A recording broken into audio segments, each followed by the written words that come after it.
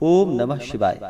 आप सभी का आपके अपने YouTube चैनल पे बहुत बहुत स्वागत है। आइए आज आप सब सुनेंगे शनि प्रदोष व्रत की कथा। जब भी शनिवार के दिन प्रदोष का व्रत पड़ता है तो इसे शनिवार त्रयोदशी शनि प्रदोष व्रत के नाम से जाना जाता है और इस व्रत को धारण करने से संतान लाभ की प्राप्ति होती है।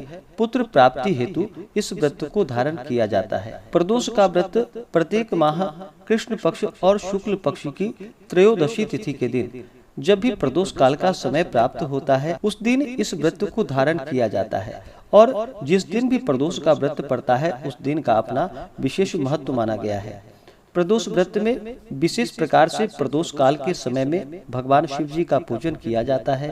प्रदोष काल का समय जो कि सूर्यास्त से 1 घंटे पहले और सूर्यास्त के 1 घंटे बाद तक के बीच का जो समय होता है यह समय प्रदोष काल का होता है और इस दौरान भगवान शिव जी प्रसन्न मुद्रा में होते हैं। इस दौरान भगवान शिव का पूजन करने से भगवान सभी प्रकार के दुख और कष्टों को दूर करते हैं तथा सुख और समृद्धि का आशीर्वाद प्रदान करते हैं। तो आइए सुनते हैं शनि प्रदोष व्रत की कथा। तो बोलिए प्रेम से भगवान भोलेनाथ की जय। शनि प्रदोष व्रत कथा के अनुसार बहुत समय पहले की बात है कि एक बार गर्गाचार्य जी ने कहा कि हे महामते, आपने भगवान शिव शंकर को प्रसन्न करने हेतु समस्त प्रदोष व्रत का वर्णन किया। अब हम शनि प्रदोष व्रत की विधि सुनने की इच्छा रखते हैं, सो आप कृपा करके सुनाइए। सूत जी बोले कि हे ऋषियों, निश्चित रूप से आपका शिव पार्वती के चरणों में अत्यंत प्रेम है। मैं आपको शनि त्रयोदशी के व्रत की विधि बतलाता हूँ, सो ध्यान पूर्वक सुनिए। प्राचीन कथा है कि एक निर्धन ब्राह्मण की स्त्री दरिद्रता से दुखी हो सांडिल्य ऋषि के पास जाकर बोली कि हे महामुने, मैं अत्यंत दुखी हूँ, मेरे दुख निवारण का उपाय बतलाइए। मेरे दोनों पुत्र आपकी शरण में हैं। मेरे ज्येष्ठ पुत्र का नाम धर्म है जो कि राजपुत्र है और लघु पुत्र का नाम शुचिव्रत है। हम दरिद्री हैं, आप ही हमारा उद्धार कर सकते हैं। इतनी बात सुनकर ऋषि ने शिव प्रदोष व्रत करने के लिए कहा। तीनों प्राणी इस प्रकार प्रदोष व्रत को करने लगे। कुछ समय पश्चात प्रदोष व्रत आया। तीनों ने व्रत का संकल्प लिया। छोटा लड़का जिसका नाम शुचिव्रत था एक तालाब पर स्नान करने को गया तो उसे मार्ग में स्वर्ण कलश धन से भरपूर मिला। उसको लेकर वह अपने घर आया और प्रसन्न हो माता से कहा कि हे माँ, यह धन मार्ग में मुझे प्राप्त हुआ है। माता ने धन देखकर शिव महिमा का वर्णन किया। राजपुत्र को अपने पास बुलाकर बोली कि देखो पुत्र, यह धन हमें भगवान शिव जी की कृपा से प्राप्त हुआ है, अतः प्रसाद के रूप में तुम दोनों पुत्र आधा आधा बांट लो। माता का यह वचन सुनकर राजपुत्र ने शिव पार्वती का ध्यान किया और बोला कि हे माता, हे पूज्या, यह धन आपके पुत्र का ही है, मैं इसका अधिकारी नहीं हूँ। मुझे भगवान शंकर और माता पार्वती जी जब देंगे तब मैं ले लूंगा। इतना कहकर राजपुत्र शंकर जी की पूजा में लग गया। एक दिन दोनों भाइयों का प्रदेश भ्रमण का विचार हुआ। वहां अनेक प्रकार के गंधर्व कन्याओं को क्रीड़ा करते हुए देख शुचिव्रत ने कहा कि भैया, अब हमें इससे आगे नहीं जाना चाहिए।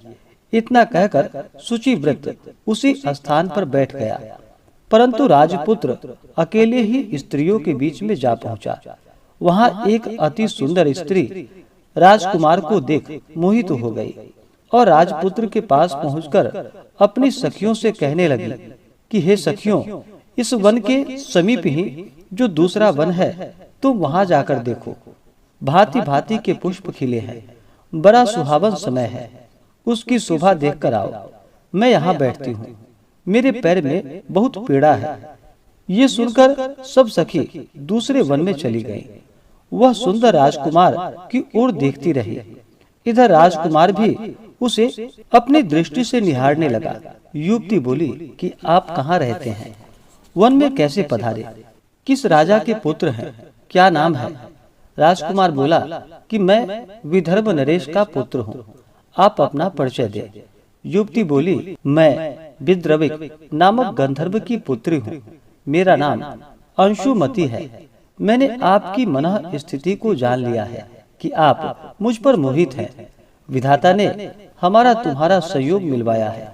युवती ने मोतियों का हार राजकुमार के गले में डाल दिया।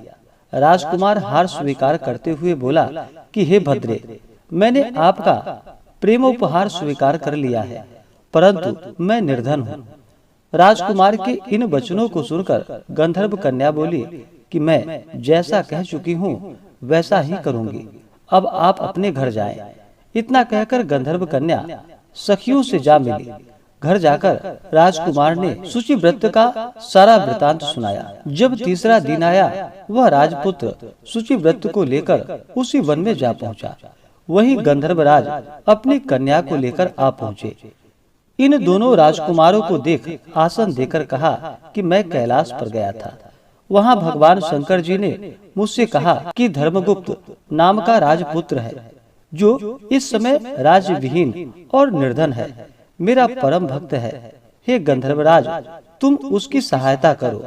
मैं महादेव जी की आज्ञा से इस कन्या को आपके पास लाई हूँ। आप इसका निर्वाह करें। मैं आपकी सहायता कर राजगद्दी पर बिठा दूंगा। इस प्रकार कहकर गंधर्वराज ने कन्या का विधिवत विवाह कर दिया। विशेष धन और सुंदर गंधर्व कन्या को पाकर राजपुत्र अति प्रसन्न हुआ। भगवत कृपा से अपने शत्रुओं का दमन करके राज्य का सुख भोगने लगा। इस प्रकार से जो भी सच्ची श्रद्धा के साथ प्रदोष का व्रत करते हैं तो भगवान शिव जी की कृपा से उनके मनोरथ सिद्ध होते हैं। तो बोलिए प्रेम से भगवान भोलेनाथ की जय, माता पार्वती की जय। तो आशा करता हूँ कि जानकारी आपको अच्छा लगा हो। ऐसे ही ज्ञानवर्धक जानकारियाँ प्राप्त करने के लिए हमारे इस चैनल पे अगर आप नए हैं तो चैनल को लाल बटन दबा करके सब्सक्राइब करें, साथ में बेल आइकन घंटी को दबाएं ताकि मेरे वीडियो का नोटिफिकेशन आपको समय से मिलता रहे।